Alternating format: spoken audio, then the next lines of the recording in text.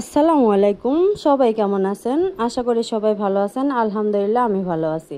তো আপনারা অনেকেই আমাদের খাবার বানানোর ভিডিওটা অনেক পছন্দ করেছেন, আর অনেকেই ইনবক্সে নক দিয়েছেন যে আমরা খাবার কিভাবে তৈরি করি সেটা যেন আপনাদের সঙ্গে আবার শেয়ার করি। তো আপনাদের সাথে এই ভিডিওটা আবার শেয়ার করার জন্য আমরা আবার খাবার তৈরি করার জন্য আপনাদেরকে দেখাচ্ছি। তো আমরা কিভাবে কোনটা খাবার তৈরি করছি সেটাই আজকে আপনাদেরকে দেখাবো।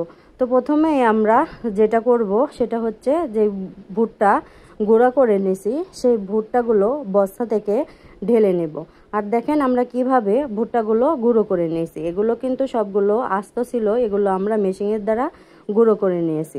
তা আপনারা চাইলে এভাবে সুন্দরভাবে ভুট্টাগুলো গুঁড়ো করে নিতে পারেন। আপনাদের মুরগি যেমন খাবে সেরকমভাবে করে নিতে পারেন। একদম পাউডারও করতে পারেন, মিক্সড করতে পারেন, আধা ভাঙা করলে সেটা সব থেকে বেশি ভালো হয়। তো এই যে আমাদের এই ভুট্টাগুলো এইভাবে আমরা গুঁড়ো করে নিছি। তো এখানে কিন্তু আছে 42 কেজি ভুট্টার গুঁড়া। তারপরে দিয়ে দিছি সয়াবিনের খোল 3 কেজি। তো এখন যেটা ঢালতেছি দেখেন, এটা কিন্তু সুন্দরভাবে আমাদের কিন্তু নিয়ম অনুসারে যেভাবে খাবার আগেরটাও তৈরি করছিলাম এটাও কিন্তু সেইভাবেই তৈরি করতেছি। তো দেখেন এই যে আবার সুন্দরভাবে ঢেলে নিলাম। তো এই যে দেখেন কি সুন্দর, এটা কিন্তু সয়াবিনের খোল। তো এটা ঢেলে আবার সুন্দরভাবে এভাবে ছড়াই নিয়েছি।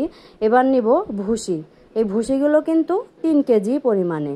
তো আপনারাও কিন্তু চাইলে এভাবে সুন্দরভাবে ভিডিওটা বানাতে পারেন আমাদের ভিডিওটা দেখে দেখে, কারণ একদম সব কিছু স্কিপ না করে ভিডিওটা তৈরি করছি। ভুসি এরকমভাবে মিক্সড করে তারপরে দিয়ে দিব পাথরটা দিয়ে দিব 1 কেজি পরিমাণে। তো দেখেন এটা কিন্তু সাদা পাথর, আর এই সাদা পাথরটা এভাবে সুন্দরভাবে ছড়িয়ে দিয়ে নেব। তারপর একে একে সব কিছু দিয়ে নেব। তো প্রথমে কিন্তু দিয়ে দিছি ভুট্টা 42 কেজি, সয়াবিন তেল 3 কেজি, ভুসি 3 কেজি। এবার দিয়ে দিব লাইম স্টোল, এটা দিয়ে দিব 1 কেজি। তারপরে দিয়ে দেব পাথর। এই যে এটা কিন্তু দেখতেছেন, এখন দেখা যাচ্ছে এটা হচ্ছে পাথর কিন্তু 1 কেজি পরিমাণ। তো এই পাথরগুলো আরেকটু ছোট ছোট হলে বেশি ভালো হয়। এই পাথরগুলো একটু বড় হয়ে গেছে, বেশি ছোট হলে বেশি ভালো হয়, কারণ মুরগিগুলো সুন্দরভাবে খায়। তারপরে দিয়ে দেব লবণ 1.5 কেজি পরিমাণে। আপনারাও কিন্তু এভাবে তৈরি করবেন।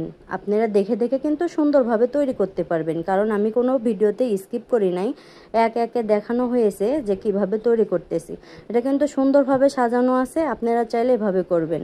তারপরে দিয়ে দেব সরিষার তেল 250 গ্রাম, লাইসিন 80 গ্রাম, এনজাইম 100 গ্রাম, সালমোনেলা 100 গ্রাম, টনিক্স বাউন্ডার 75 গ্রাম, ডিসিপি 300 গ্রাম, কলিন 60 গ্রাম। এভাবে কিন্তু সুন্দরভাবে দিয়ে দেব।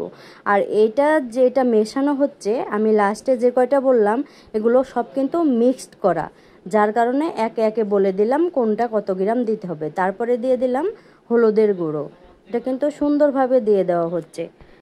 হলুদের গুঁড়োটা দিয়ে দিলাম কারণ হলুদের গুঁড়ো মুরগির সুস্বাস্থ্যের জন্য কিন্তু অনেক উপকারে আসে, এই কারণে হলুদ দিয়ে দিলাম। আরও বেশি চাইলে আরও দেওয়া যাবে, আমি অল্প পরিমাণে দিয়ে দিছি কারণ আমি মাঝে মধ্যে গরম ভাতের সঙ্গে দিয়ে থাকি মিক্স করে, এজন্য অল্প পরিমাণ দিছি।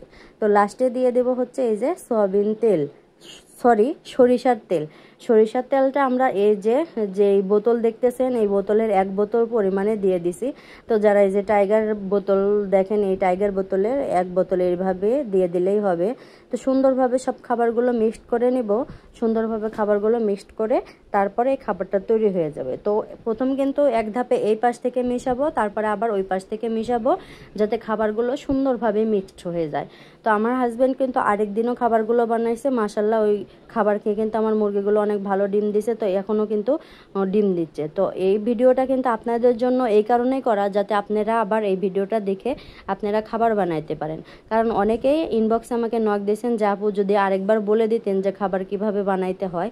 এই জন্য ধাপে ধাপে কিন্তু বলে বলে আপনাদেরকে ভিডিওটা সহযোগিতা করার জন্য আবার এই ভিডিওটা বানিয়ে নিয়েছে। তো দেখেন কিভাবে এই খাবারগুলো মিক্সড করা হচ্ছে সুন্দরভাবে, একে একে এক পাশ থেকে মাখে এভাবে কিন্তু মিক্সড করে নেওয়া হচ্ছে। তো আপনারাও কিন্তু এভাবে চাইলে ভিডিও বানাতে পারবেন। ভিডিও দেখে দেখে খাবার বানাইতে পারবেন। এই তো খাবারগুলো বানানো হয়ে গেছে, এখন এগুলো ভরে নেওয়া হবে। তো আপনাদের যদি খাবার বানাতে কারো যদি সহযোগিতা লেগে থাকে তাহলে কিন্তু অবশ্যই আমাদের ইনবক্সে নক দিবেন, সাহায্য করার জন্য চেষ্টা করব। আল্লাহ হাফেজ, ভালো থাকবেন।